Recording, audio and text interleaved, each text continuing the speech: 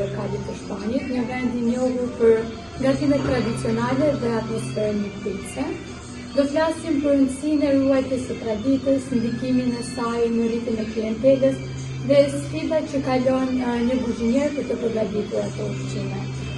Lokali juaj është mjaft i frekuentuar. A keni gatime të zonës në mënyrën tuaj që i bëjnë ata njerëz që të vinë për të ushqime? Po, patjetër. Sopra tradicionale që përmban vetëm nisë, fasole, pizza, mishin e fatë, reçeli, turshi, të fshatit, Gjithçka është gatuar nga ju? Po, patjetër. Traditë jonë. Kemi mishin e kecit, kemi krapin që përgatisim në tavë, që është më e kërkuara. Da përgatisim dhe në zjarë, në tjegull, sikur ta kërkoj klientin. Sipas të tjera, plot.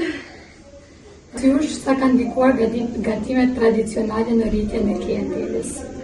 Ndikojnë mjaft shumë, se klientët gjithmonë kërkojnë gjëra tradicionale, aroma e liçenit, e maleve, ato i tërheq më shumë normalisht. Ushqimet që janë bio. Keni një pjatë të veçantë që i tërheq më shumë njerëzit që ta frekuentojnë të lokal? Kemi, siç të thash, peshku, që peshku i tërheq më shumë dhe është tava. Po ashtu edhe keci.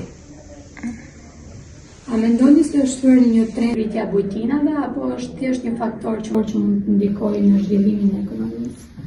Po, është thyrë edhe një trendi që njerëzit po kërkojnë marrët më shumë bujtina, aromën e, domethënë, freskinë, natyrën, qipa. Ruajnë traditën. Si përfundim, çfarë këshille ju jep shefeve të reja për ruajtjen e traditës ose për përgatitjen e këtyre ushqimeve të ndryshme? I them që traditën mos ta lënë mbrapa, ta ndjekin, ashtu siç ka ndjekur të gjithë, se tradita është ajo që na mban gjallë. Faleminderit që ndat me ne provojën tuaj dhe mendimet tuaja.